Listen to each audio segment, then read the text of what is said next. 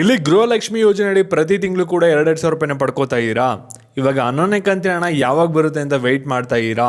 ಇಲ್ಲಿ ಲಕ್ಷ್ಮೀ ಹೆಬ್ಬಾಳ್ಕರ್ ಅವರು ಒಂದು ಎಚ್ಚರಿಕೆಯನ್ನು ಕೊಟ್ಟಿದ್ದಾರೆ. ಇದನ್ನ ನೀವೇನಾದರೂ ಒಂದು ಫಾಲೋ ಮಾಡಿಲ್ಲ ಅಂದರೆ ಇಲ್ಲಿ ನಿಮಗೆ ಗೃಹಲಕ್ಷ್ಮಿ ಯೋಜನೆ ಹಣ 2,000 ರೂಪಾಯಿ ಏನು ರಿಲೀಸ್ ಮಾಡ್ತಾ ಇರಲ್ಲ ನಿಮಗೆ, ಅದು ನಿಮ್ಮ ಖಾತೆಗಳಿಗೆ ಬರಲ್ಲ, ಸ್ಟಾಪ್ ಆಗುತ್ತೆ.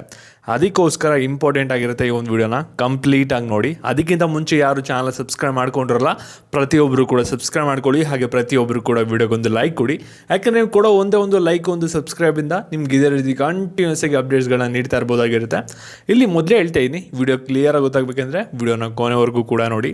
ಇಲ್ಲಿ ಗೃಹಲಕ್ಷ್ಮಿ ಯೋಜನೆಯಲ್ಲಿ ನೀವೆಲ್ಲರೂ ಕೂಡ ಪ್ರತಿ ತಿಂಗಳು ಕೂಡ 2,000 ರೂಪಾಯಿನ ಪಡ್ಕೋತಾ ಇದ್ದೀರಾ. ಇಲ್ಲಿ ಸಾಕಷ್ಟು ಜನಕ್ಕೆ ಆಗಲೇ 10ನೇ ಕಂತಿನವರೆಗೂ ಕೂಡ ಹಣ ಬಂದಿದೆ, ಮತ್ತು ಎಷ್ಟು ಜನಕ್ಕೆ 10ನೇ ಕಂತಿನ ಹಣ ಬಂದಿಲ್ಲದೆ ತಲೆ ಕೆಡ್ಸ್ಕೊಬಿಡಿ. 9ನೇ ಕಂತು 10ನೇ ಕಂತು ನಿಮಗೆ 11ನೇ ಕಂತಿನ ಹಣ ಜೊತೆ ಬರುತ್ತೆ. ಮತ್ತು 11ನೇ ಕಂತಿನ ಹಣ ನಿಮಗೆ ಯಾವಾಗ ರಿಲೀಸ್ ಆಗಿದೆ ಅದ್ರ ಬಗ್ಗೆ ನಿಮ್ಗೆ ಆಗಲೇ ಪ್ರೀವಿಯಸ್ ವಿಡಿಯೋದಲ್ಲೆಲ್ಲ ಅಪ್ಡೇಟ್ನ ಕೊಟ್ಟಿದ್ದೀನಿ. ನಿಮಗೆ ಮುಂದಿನ ತಿಂಗಳು ಬರುತ್ತೆ 11ನೇ ಕಂತಿನ ಹಣ, ವೆಯ್ಟ್ ಮಾಡಿ. ಮತ್ತು ಇವಾಗ ಲಕ್ಷ್ಮೀ ಹೆಬ್ಬಾಳ್ಕರ್ ಅವರು ಒಂದು ಖಡಕ್ಕಾಗಿ ಎಚ್ಚರಿಕೆನ ಕೊಟ್ಟಿದ್ದಾರೆ. ಯಾಕೆಂದರೆ ಇಲ್ಲಿ ಗೃಹಲಕ್ಷ್ಮಿ ಯೋಜನೆಯಡಿ ಏನೇನು ಪ್ರಾಬ್ಲಮ್ ಆಗ್ತಿದೆ, ಯಾರಿಗೆ ಹಣ ಬರ್ತಿಲ್ಲ, ಯಾರಿಗೆ ಹಣ ಬರ್ತಿದೆ, ಎಲ್ಲ ಡಾಟಾನು ಕೂಡ ಸರ್ಕಾರದ ಹತ್ರ ಇದೆ.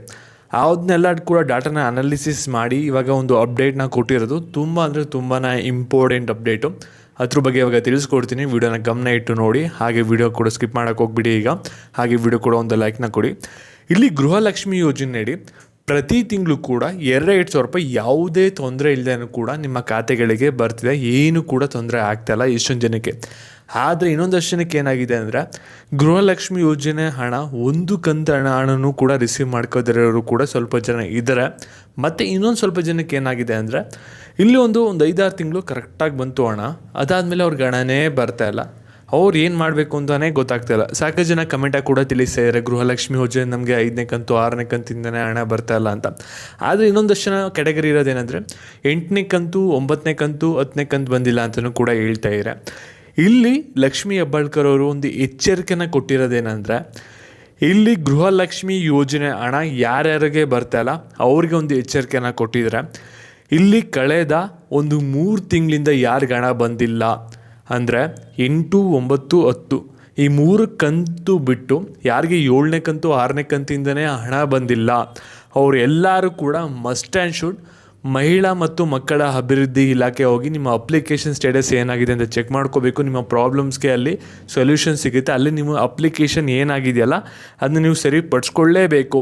ಏನಾದರೂ ಪಡಿಸ್ಕೊಂಡಿಲ್ಲ ಅಂದರೆ ಇಲ್ಲಿ ಯಾರಿಗೆ ಹಣ ಬಂದು ಸ್ಟಾಪ್ ಆಗಿದೆಯಲ್ಲ, ಒಂದು 3-4 ತಿಂಗಳಿಂದ ಬಂದಿಲ್ಲ, 3 ತಿಂಗಳು ಮೇಲ್ಪಟ್ಟವರು ಅವರು ನಿಮ್ಮ ಅಪ್ಲಿಕೇಶನ್ಸಲ್ಲಿ ಪ್ರಾಬ್ಲಮ್ ಆಗಿರುತ್ತೆ. ಅದನ್ನ ನೀವು ಸರಿಪಡಿಸ್ಕೊಂಡ್ರೆ ಮಾತ್ರ ನಿಮಗೆ ಗೃಹಲಕ್ಷ್ಮಿ ಯೋಜನೆ ಹಣ ಬರುತ್ತೆ. 11ನೇ ಕಂತಿನ ಹಣ ನಿಮಗೆ ಶುರು ಆಗುತ್ತೆ. ಪೆಂಡಿಂಗ್ ಅಮೌಂಟು ಕೂಡ ರಿಲೀಸ್ ಮಾಡ್ತೀವಿ. ಇಲ್ಲ ಅಂದರೆ ನಿಮಗೆ ಯಾವುದೇ ಥರದ ಗೃಹಲಕ್ಷ್ಮಿ ಯೋಜನೆ ಹಣ ಬರಲ್ಲ ಅಂತ ಒಂದು ಎಚ್ಚರಿಕೆಯನ್ನು ಕೊಟ್ಟಿದ್ದಾರೆ. ಒಂದು ವಿಡಿಯೋನ ಗೃಹಲಕ್ಷ್ಮಿ ಹಣ ಯಾರಿಗೆ ಒಂದು 5-6 ತಿಂಗಳಿಂದ ಹಣ ಬಂದಿರಲ್ಲ ಅವ್ರಿಗೆ ಶೇರ್ ಮಾಡಿ. ಮತ್ತು ಇದೇ ರೀತಿ ಅಪ್ಡೇಟ್ಸ್ಗಾಗಿ ಚಾನಲ್ನ ಸಬ್ಸ್ಕ್ರೈಬ್ ಮಾಡ್ಕೊಳ್ಳಿ. ಧನ್ಯವಾದಗಳು.